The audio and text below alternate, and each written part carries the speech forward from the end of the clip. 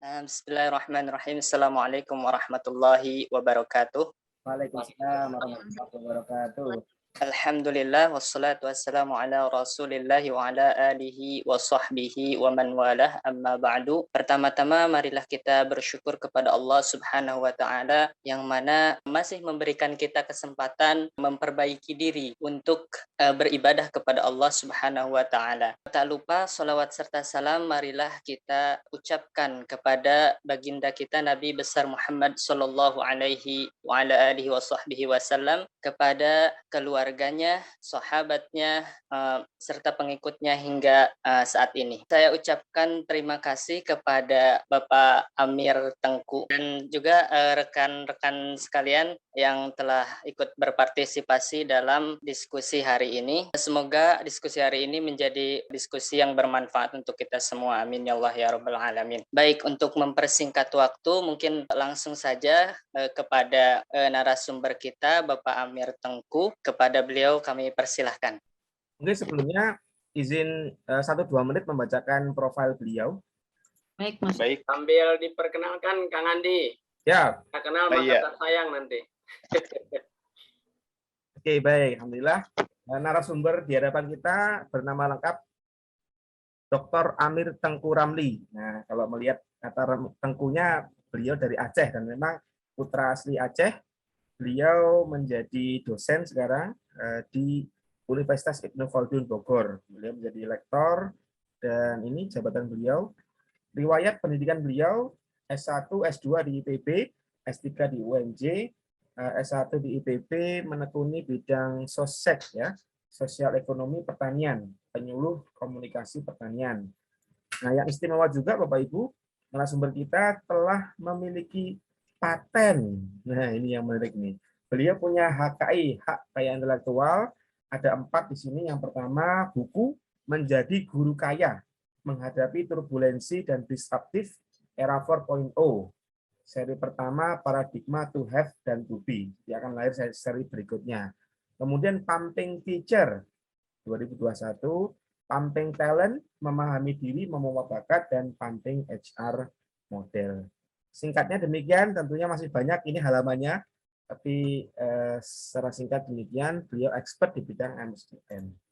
Baik, sebelum Pak Tengku sharing, kita kenalan yuk, boleh? Pak Ibu silahkan. Mungkin dari yang paling milenial dulu, Bu Asma mungkin. Terima kasih Mas Andi. Assalamualaikum warahmatullahi wabarakatuh. Waalaikumsalam. Mohon izin, perkenalkan nama saya Asmaul Husna. Sehari-hari saya itu sebagai guru SD Pak di SDN Baru 01 Pagi Cijantung, Jakarta Timur. Dan saya juga sebagai narasumber nasional untuk kurikulum, baik kurikulum 2013 kemarin ataupun sekarang kurikulum Merdeka. Dan juga saya sedikit sebagai penulis Pak. Sudah ada 9 buku yang beri SBN, tapi penulis buku-buku untuk pembelajaran anak-anak sekolah dasar. Begitu Pak. Terima kasih, sedikit perkenalan dari saya. Terima kasih. Sama-sama Pak. Baik, Assalamualaikum warahmatullahi wabarakatuh. Waalaikumsalam. Bapak Ibu, perkenalkan nama saya Alifah Nur Izati Fajriyah. Keseharian saya juga sebagai guru di salah satu boarding school di Sukabumi. Dan saya juga di sana merupakan wakasek kurikulum dan saya baru lulus tahun 2021. Gitu aja mungkin. Terima kasih. Wassalamualaikum warahmatullahi wabarakatuh. Waalaikumsalam. Terima kasih Bu Alvina. Berikutnya Pak Samsul, mangga Pak.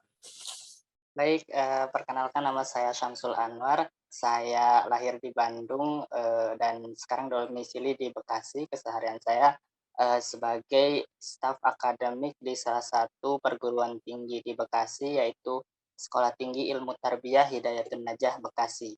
Baik, mungkin itu saja. Terima kasih. Kemudian Bu Elvira. Baik, Assalamualaikum warahmatullahi wabarakatuh. Izin memperkenalkan diri, Bapak. Saya kelahiran di Jakarta, baru lulus S1 di tahun 2021. Keseharian saya adalah mengajar di SDIT Harapan Indah Bekasi sebagai guru wali kelas bilingual. Terima kasih. Terima kasih Bu Elvira. Alhamdulillah. Ini ternyata bukan dari satu kelompok ya Kang Andi ya. Jadi ketemu di mana ceritanya nih? Nah, kami adalah mahasiswa prodi MPD Pendidikan Bahasa Inggris di Unindra, Pak Tengku. Oh, Universitas Indra Prasta. Jadi ini ya. salah satu dari assignment dalam mata kuliah Philosophy of Education. Jadi filsafat pendidikan. Jadi kami diminta untuk menggali lebih lanjut, bertemu dengan narasumber mengenai tema tadi. Salah satu tema yang kami pilih adalah knowledge is power. Demikian. Kalau saya murid lama Kang Amir, Kang atau Pak Tengku, Dr. Tengku, memiliki kursus bahasa Inggris hari-hari sebagai pengajar di Taskia Bogor, di bahasa Inggris juga, kemudian yang lain sebagai konsultan manajemen. Baik, demikian. Alhamdulillah sudah saling berkenalan. Berikutnya Pak Tengku mohon izin untuk mengundang Pak Tengku untuk sharing barangkali ya. Mungkin juga perjalanan dalam mengembangkan pumping atau pumping model sendiri, di mana knowledge menjadi bagian integral dari model pumping. Disilahkan Pak Tengku. Baik, terima kasih banyak Kang Andi dan teman-teman semua ya. Terima kasih Bu Asmaul Husna, Pak Samsul Anwar, Bu Elvira, dan Bu Alifna ya. Kehormatan buat saya nih diminta menjadi narasumber khususnya terkait dengan knowledge power ini. Nah, seperti apa sih model ini? Model ini jelas bahkan tadi ada bata, ada akar, ada batang, dan ada buah dan daun. Jadi yang Bapak dan Ibu lihat di tengah-tengah ini, ya ini ya, yang ini ya, ini yang saya sebut dengan akar sukses manusia. Akar sukses manusia yang pertama adalah kita punya belief system. Dari mana nih lahirnya belief system? Kan tadi harus dalam isinya harus Islami ya. Dari mana, di mana Islaminya belief system ini? Ini dari prinsip dalam Islam kan ada prinsip ihsan, ada prinsip Islam, ada prinsip iman ya. Nah, yang ini adalah prinsip ihsan yang saya gunakan. Anta budullah ka'annaka tarahu fa in lam takun tarahu fa innahu yaraka. Ya. Sembahlah Allah seperti engkau melihat Allah itu. Kan tadi prinsip pertamanya, ingat ya, prinsip pertamanya adalah menegakkan kalimat thayyibah, yaitu menghadirkan Allah dalam pekerjaan. Artinya akarnya itu juga harus berlumur, ya kalau bahasa saya dia harus sibgatullah di sana. Harus dia jiwa nyawanya itu harus dari prinsip menegakkan kalimat thayyibah tadi. Maka kemudian jatuhnya pilihan saya dari prinsip ihsan itu. Menyembah Allah seperti melihat Allah. Gitu kan. Melakukan pekerjaan seperti kita melihat Allah mengawasi kita dalam pekerjaan kita. Dalam setiap aktivitas kita, bekerja dimanapun, kita mengajar di depan kelas, bahwa ada pengawasnya di sana. Yaitu Allah yang mengawasi kita. Tetapi dalam prinsip ini dinyatakan apabila engkau tidak mampu melihat dan betul-betul bahwa manusia tidak mampu melihat Allah, maka yakinilah. Nah ini lahirnya belief system. Yakinilah bahwa Allah melihat kita. Ini belief system ya. Sistem keyakinan yang harus dibangun oleh seseorang bahwa dalam pekerjaan ini dia memiliki keyakinan pada dirinya. Nah, ini ilmunya, ini nanti masuk ke ilmunya Al-Ghazali ya, dalam kimia kebahagiaan ya. Itu bisa ini makanya dia berbagai ramuan ilmu masuk ke dalam model ini yang mendukung satu sama lain. Bahwa kenali dirimu, kenali Allah, kenali manusia lain. Itu kan ada 5 ya yang dalam prinsip kebahagiaan yang ditulis oleh Al-Ghazali.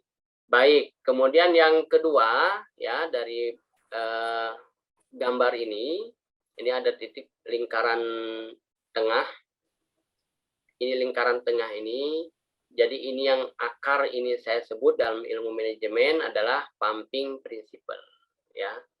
Pumping principle itu adalah akar sukses manusia. Pumping principle apa saja? Pertama adalah membangun belief system, kedua melakukan self-awareness process, melahirkan values, dan kemudian membangun perilaku karakter sukses dalam keseharian kita, gitu ya. Kemudian yang kedua, di bagian tengah ini ada visi, motivasi, leadership, knowledge, management, exercise. Ini yang kemudian saya sebut sebagai pumping kompetensi. Apa itu? Ini adalah batang yang bertumbuh dari akar, gitu ya. Ini batang yang bertumbuh, batang yang membesar, batang yang menjulang ke langit. Bagaimana dia bisa menjulang ke langit? Ya karena ini ya, dia punya visi, dia punya motivasi, dia punya leadership, dia punya knowledge, punya manajemen, self management, punya riado, punya exercise, punya experience yang membuat dia menjadi semakin besar. Ya. Oke, penjelasannya adalah ada dua. Ini kan ada dia berwarna biru, ada berwarna merah. Yang berwarna biru itu ini ya, visi, leadership, dan manajemen. Ini saya sebut bagian dari kompetensi yang terkait dengan personal. Jadi personal kompetensi seseorang. Seseorang belajar apapun, skill apapun, itu akan menjadi kekuatan buat dia, menjadi knowledge power buat dia, kalau dia punya tiga ini. Itu yang saya sebut dengan personal mastery. Yaitu visi, leadership, management. Jadi, kekuatan inti dari kompetensi manusia adalah mampu mengawinkan antara personality, antara personal mastery-nya dengan profession mastery-nya. Yang mana profession mastery? Profession mastery syarat ini, knowledge, motivasi, exercise. Dan ini menggunakan prinsip iman. Ya, prinsip iman, maka dia menjadi 6. 3 untuk menggambarkan personal mastery seseorang, 3 untuk menggambarkan profession mastery seseorang, penggabungan personal mastery dengan profession mastery, yang kemudian saya sebut dengan pumping kompetensi. Oke, ini yang batang ya. Kemudian yang terakhir adalah yang menggambarkan buah dan daun dari pohon yang baik. Nah, ini ada 5, ada statement, ada personality change, ada controlling, self-controlling, ada sinergi kolaborasi, ada continuous improvement. Ini sama, dari mana lahirnya 5? Lahirnya 5 ngambil dari rukun Islam. Rukun Islam ada 5, jadi ngambil 5. Jadi sandarannya, kenapa rukun Islam di bagian terluar bukan iman? Atau di tengah-tengah tadi harusnya Islam. Nah, coba perhatikan ya. Kalau dalam prinsip iman, percaya pada Allah, percaya pada Rasul, percaya pada malaikat, percaya kepada, kan tidak ada gerakan di sana. Dia knowledge power, dia kekuatan pengetahuan. Tapi coba perhatikan rukun Islam. Rukun Islam satu pun tidak bergerak. Semuanya bergerak. Tidak satu pun tidak bergerak. Ya. Mulai dari mengucap kalimat syahadat. Tidak sah kalau kita tidak mentasdidkan. Asyhadu an la ilaha illallah wa asyhadu anna rasulullah, baru sah. Dia baru Islamnya terima. Saya sudah ucap dalam hati, nggak bisa. Harus ditasdidkan. Ya, sederhananya demikian. Selanjutnya mungkin lebih ke, kalau masih ingin dilanjutkan, silakan Pak Andi atau Pak Samsul ya, yang ingin bertanya dan sebagainya. Baik, Masya Allah. Terima kasih Pak Tengku. Ini paparan 2 hari diringkas dalam 1 jam kira-kira, Masya Allah. Saya juga baru ini memaparkan begini, memikirkan secara sederhana. Jadi nanti saya minta rekamannya juga tukang Andi. Oh ya, baik. Siap. Pak Tengku, baik. Ini komprehensif. Saya rasa saya sendiri juga masih terus memahami ya, mencoba untuk memahami, karena memang tadi kombinasi dari banyak teori dan banyak ini, tapi satu yang membuat saya tersentuh adalah ini nyambung dengan prinsip keislaman ya, ada iman tadi, ada ikhlas, kemudian rukun iman dan rukun Islam. Jadi apa namanya? Kalau ngajar itu kelasku adalah sajadahku juga begitu, nyambung tuh. Profesi kita sebagai pengajar itu juga menjadi masjid kita. Itu yang paling berkesan buat saya sementara. Baik, silahkan mungkin teman-teman Pak Tengku mohon izin mungkin langsung ini ya bertanya masing-masing kemudian Ya, silakan. barangkali nanti kalau ada yang sama bisa langsung direspon. Silahkan Pak Samsul. Baik, alhamdulillah, masya Allah, paparan materi yang telah disampaikan itu sangat menginspirasi ya, alhamdulillah, masya Allah. Terima kasih kepada narasumber. Pertanyaan yang pertama adalah bagaimana cara meneliti pumping HR model ini? Siapa yang diteliti gitu, lingkupnya apa gitu ketika waktu meneliti ini? Kemudian yang kedua, mohon maaf ini saya sedikit mengomentari tentang urutan ihsan, iman, dan Islam. Mungkin kalau menurut saya itu lebih cocoknya itu iman, Islam, dan ihsan. Menurut teori Al-Ghazali juga kan hati dulu, kemudian panglimanya, kemudian prajuritnya kan lebih cocok iman, percayai dulu gitu. Iman itu kan kepercayaan gitu ya. Nah, kemudian Islam sebagai wadahnya dan ihsan sebagai perbuatannya atau actionnya. Kemudian yang ketiga adalah berarti ini konsep pumping HR model ini jika diaplikasikan dalam sistem pendidikan itu seperti dalam struktur organisasi ya, seperti teorinya Al-Ghazali tadi kan, hati sebagai raja, kemudian otak sebagai panglima itu, terus panca indera sebagai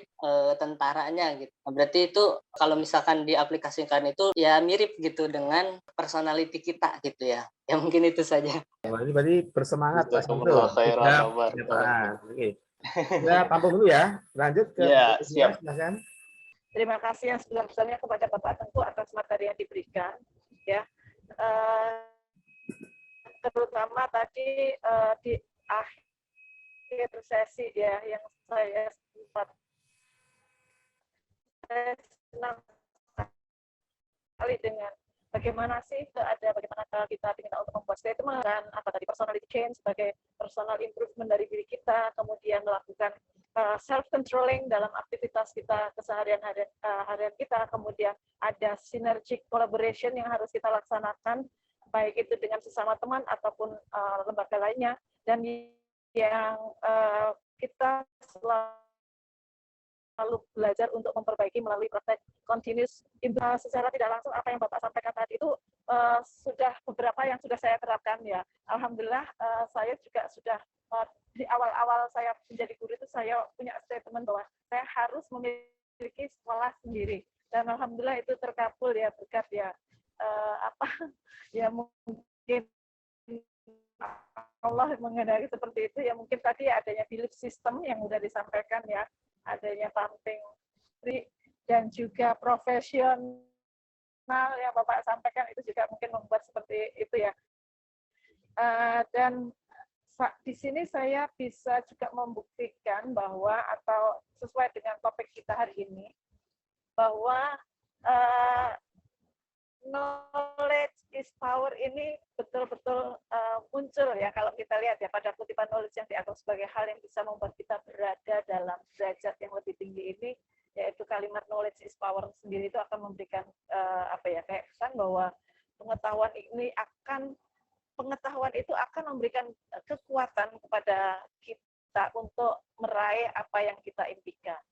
Nah, pengetahuan juga bisa menempatkan kita pada posisi yang lebih tinggi dari orang lain. Apakah ini sudah tepat apa belum? Mungkin saya juga perlu tanya kepada Pak Tengku kaitannya dengan knowledge is power di tema kita dengan apa yang saya sampaikan itu, apakah itu sudah tepat apa belum begitu Pak? Terima kasih. Assalamualaikum. Wassalamualaikum. Waalaikumsalam, Bu Asmaul. Terima kasih. Bu Asmaul sedang perjalanan ke bandara ini, mau Kalimantan Barat. Ke bandara. Lancar Bu perjalanan. Baik. Amin. Terima kasih. Berikutnya Ibu Elvira, silakan Bu Elvira. Ya, baik, terima kasih Pak Andi, terima kasih Pak Tengku atas penjabarannya sangat luar biasa. Saya banyak mengambil sesuatu yang baru dari pembelajaran yang tadi. Saya tertarik dengan prinsip pohon Pak sebetulnya, dari akar, batang, lalu ke bagian-bagian pohon yang lain. Saya agak tertarik dengan akar tersebut, seperti itu. Yang dimana kita kalau kembali lagi sama manusia, ada kalanya iman kita yazid wa yankus, seperti itu. Saya ingin mungkin Bapak punya trik atau tips bagaimana sih untuk mempertahankan iman kita agar terus stabil seperti itu. Itu untuk pertanyaan yang pertama. Lalu untuk pertanyaan yang kedua mengenai kegiatan pembelajaran di sekolah. Kita basically kalau misalnya memang sekolah tersebut atau anak kita sendiri harus diajarkan fondasinya itu agama yang pertama. Nah, bagaimana sih Pak untuk menumbuhkan rasa keingintahuan anak-anak itu terhadap agama, terhadap sesuatu knowledge yang nantinya dia akan temui di kehidupan nyata. Untuk seperti itu Pak Tengku. Mohon untuk pencerahannya. Terima kasih.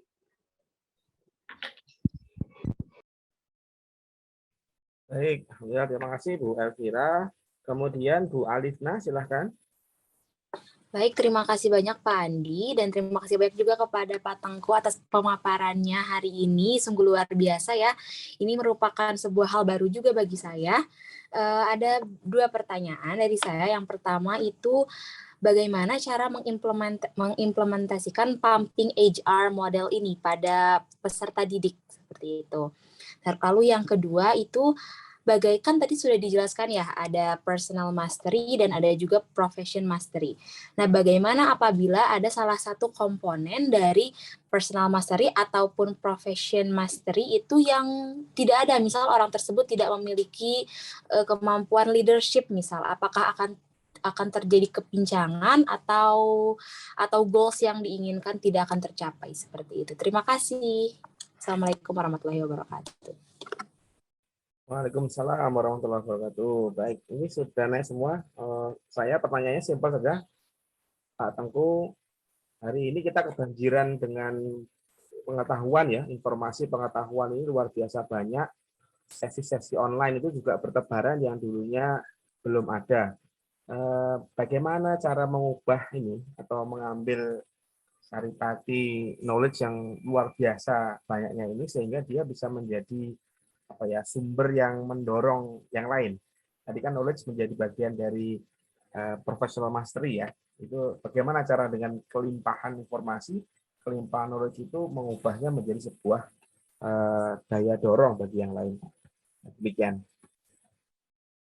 Baik, Pak Tengku ada banyak pertanyaan di chat. Ada di chat saya ulang. Saya akan lihat di chat ya Pak Andi ya. Boleh satu-satu, boleh langsung integrasi menjawab beberapa pertanyaan. Monggo. Oke. Baik, terima kasih banyak ini. Saya kira feedbacknya sangat bagus ya. Menantang kembali untuk coba saya jawab berbasis dari pumping model. Jadi yang mau saya sampaikan, setelah disertasi saya ya, yang ditanya Pak Samsuli mungkin terkait penelitian disertasi saya ya. Jadi nama pumping model yang berubah menjadi pumping SR model ya, karena ini bicara tentang sumber daya manusia dan memang kepakaran saya di S3 itu di bidang konsentrasi sumber daya manusia, sehingga ini oleh promotor saya diusulkan menjadi pumping XR model. Nah, sejak itu menjadi pumping XR model gitu ya. Di awalnya pumping model saya menyebutnya. Baik, untuk Pak Samsul, bagaimana itu meneliti pumping XR model? Ya, yang diteliti itu adalah penerapan ini di pelatihan. Jadi saya punya program dengan IPB tahun 2007 ya, kalau saya 2007 sampai 2010-2011 itu men-training para KTU ya, para KTU yang ada di IPB dari semua fakultas sebanyak 40-an orang ya, untuk merubah mindset mereka dalam bekerja. Nah itu tujuannya waktu itu berbasis dari IQ-nya IPB ya, indikator kinerja utama KTU itu apa-apa. Nah, berbasis itu kemudian mereka menggunakan pumping. Nah, urutan iman, Islam, ihsan, bagaimana seperti apa? Nah, ini juga pergolakan yang sangat panjang buat saya untuk mengurutkan ini ya. Tapi karena saya kalau mendengarkan kata-kata dari siapa, dari Pak Samsul, sama dengan mendengar kata-kata ketika saya berdialog dengan banyak ustadz ya. Karena memang pemahaman ihsan itu artinya baik ya. Orang punya kepribadian baik jadi ihsan. Tetapi saya harus punya dukungan ilmiah untuk menetapkan itu. Nah, dukungan ilmiah yang saya gunakan itu adalah menggunakan teori Esbert. Teori Esbert itu teori yang sudah diakui dia sudah ilmiah gitu ya. Teori Esbert dalam perkembangan diri manusia itu ada 3 wilayah unconscious, wilayah ketidaksadaran, wilayah pre-conscious, dan wilayah conscious. Nah, kalau kita lihat ciri-ciri misalnya, di mana posisi ihsan? Posisi ihsan itu kan posisi akar. Dia kan tidak terlihat. Dia kan tidak bisa disadarkan, dia tidak masuk dalam wilayah kesadaran. Dia wilayah ketidaksadaran, wilayah unconscious. Tidak terlihat. Itu akar itu tidak terlihat. Dia ada di bawah. Dia ada dalam hati seseorang. Ya. Dia bersemayam dalam hati ihsan itu. Ihsan itu dalam bersemayam dalam hati seseorang. Yang orang lain tidak bisa melihatnya. Hanya Allah yang melihatnya. Dan dirinya sendiri yang memahaminya.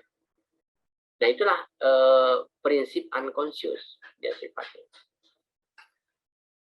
Baik, kemudian terkait dengan Bu Asmaul Husna ya. Apresiasi pumping, action, rukun Islam, statement di awal karir saya ya alhamdulillah nih Bu Asmaul sudah mempraktekkan subhanallah ya. Masya Allah, jadi Bu Asmaul merasakan bahwa memang terutama statement itu sangat penting. Jangan pernah tidak berani menstatementkan sesuatu. Ya, statementkan.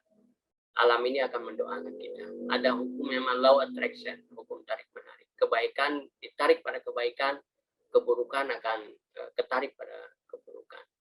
Ya. Dan itu yang kita lakukan tuh kalau training-training, semua orang harus men-statement suksesnya yang diinginkan seperti apa. Ya. Kemudian apakah yang memberikan kekuatan? Knowledge is power, pengetahuan memberikan kekuatan, pengetahuan memberikan posisi lebih tinggi dibanding yang lain. Bagaimana pendapat Pak Tengku? Saya kira ini tentang knowledge is power ini kan juga viral-viral sekarang ya. Mungkin kalau saya sih lebih senang menyebutnya ilmu kali ya, kalau biar tidak salah pengertian. Ya, kalau knowledge is kan ada sign, ada knowledge ya. Knowledge itu kan sifatnya lebih kepada pekerjaan otak. Dia belum masuk ke dalam kekuatan hati. Yang kalau dalam Quran itu yang disebut dihujamkan dalam hati itu kan disebut ilmu. Ilmu itu sesuatu yang dihujamkan dalam hati manusia. Maka kenapa membran hitamnya harus terbuka sehingga cahaya Allah masuk gitu ya ininya. Tapi kalau diartikan knowledge itu sebagai sebuah ilmu, ya sekarang kan masih suka ketukar ya antara sains dan knowledge itu ya. Kalau dalam filsafat, waktu saya belajar filsafat kemudian di S3 juga itu buntu itu. Ujung-ujungnya juga tidak ada penyelesaian. sampai di mana karena filsafat tidak bisa mendeteksi kepada sesuatu yang sifatnya ilahiyah. Tapi dia hanya bisa melihat bahwa sesuatu yang sifatnya filosofi gitu ya, filosofi ilmu itu. Knowledge is power itu betul kalau misalnya itu yang dipahami knowledge-nya adalah ilmu gitu ya, bukan skill dalam arti hard skill, tapi dia ilmu. ilmu itu kan pengetahuan yang sudah diberkahi, kalau bahasa saya. Ilmu itu pengetahuan yang sudah diberkahi Allah. Jadi ada pengetahuan yang sifatnya walaupun bersumber dari Allah, ada yang tidak diberkahi. Pengetahuan yang membuat kecurangan, menguntungkan diri sendiri. Pengetahuan yang di sana lahir kelicikan dan sebagainya, itu kan tidak bisa juga. Dia menjadi kuasa, tapi kuasa yang korup. Jadi kalau diartikan dia memberi kekuatan pada tingkat pengetahuan, tapi kalau kekuatan yang dimaksudkan atau kekuasaan dimaksudkan adalah kekuasaan yang belum mengarah kepada kebaikan, saya kira sih benar-benar aja gitu ya ininya. Pengetahuan memberi kekuasaan lebih tinggi. Ya, saya kira kalau dalam basis ilmu, ya karena ada hadisnya juga, Bu ya. Ilmu lebih tinggi dibanding dengan ada 11 ketika tanya kali kan, mana yang lebih penting? Ilmu apa harta? Ilmu. Mana yang penting? Ilmu apa dunia? Ilmu. Jadi ada 11 jawaban Sayyidina Ali yang terkait menguatkan bahwa ilmu itu lebih penting dibanding dengan harta gitu ya. Kemudian dari Bu Elvira, prinsip pohon akar untuk menjaga akar iman terus stabil meningkat. Ya ini kalau dari sisi model ini berarti kita menguatkan keyakinan kita, belief yang pertama ya. Dan belief kita ini dikuatkan. Misalnya, dan belief itu tidak selalu tidak boleh kita meletakkan belief itu dalam wujud bentuk yang terbayangkan oleh kita. Begitu Pak Andi. Alhamdulillah jawabannya komprehensif Pak Tengku. Pengen lanjut ini, tapi waktunya sudah asar ya. Moga-moga Pak Tengku berkenan kapan waktu kita bisa lanjut lebih mendalam. Atau mungkin yang Pamping punya 4 paten, diantaranya ada personality, juga ada guru kaya. Ini karena semua guru-guru nih, Pak Tengku. Baik, terima kasih Pak Tengku. Barangkali sebagai penutup sebelum dikembalikan ke MC, closing statement Pak Tengku kembali ke tema utama, bagaimana mengaitkan tadi knowledge adalah kekuatan dengan model pumping HR ini. Ya, belief itu menjadi sangat penting dalam diri kita ya ketika bertahan. Saya sebenarnya punya kisah yang cukup unik ya, karena saya dulu ditanamkan belief untuk menjadi Raja Wali. Ya. Saya mengayami, saya ke Jakarta dulu dalam posisi yang sulit ya. Ketika saya SD, saya sudah harus berjualan sendiri untuk sekolah, dan itu sangat membuat jatuh ya, dan tidak pernah punya cita-cita ketika kuliah sampai ke S3 misalnya. Karena dalam dunia pendidikan sedikit terganggu karena keuangan keluarga yang kecil. Semangat Raja Wali itu kemudian membuat saya menjadi bertahan. Ya. Nanti satu hari saya cerita ya bagaimana semangat Raja Wali itu menjadi kekuatan buat saya. Nah, jadi saya simpulkan, bangun belief yang kuat dalam diri kita. Sehingga kita mampu mengepakkan sayap kita pada track sukses yang kita inginkan. Dan kemudian tinggalkan jejak-jejak yang menyejarah dalam bentuk prestasi-prestasi baik kita, dan kemudian kita akan memetik manfaatnya dunia akhirat. Itu Kang Andi, terima kasih. Terima kasih Pak Teguh, jejak-jejak menyejarah. Baik, saya kembalikan sesi kepada MC, Pak Samsul, monggo. Baik, alhamdulillah diskusi kita hari ini sudah berada di akhir. Jazakallahu khairan kepada narasumber kita Bapak Emir Tengku Ramli yang sudah berkenan untuk membagikan ilmunya kepada kita semua. Insya Allah ini semua sangat menginspirasi dan bermanfaat untuk kita semua. Dan juga terima kasih kepada semua teman-teman partisipan yang telah mengikuti diskusi kita hari ini. Semoga Allah berkahi, semoga ini bermanfaat untuk kita semua. Amin ya Allah ya Rabbal Alamin. Jazakumullahu khairan wa barakallahu fikum. Assalamualaikum warahmatullahi wabarakatuh. Waalaikumsalam. Waalaikumsalam warahmatullahi. Terima kasih Pak Tengku. Terima kasih Pak Andi, Pak Samsul, terima kasih. Terima kasih, Mbak sama-sama. Rifna. Terima kasih banyak, Bapak.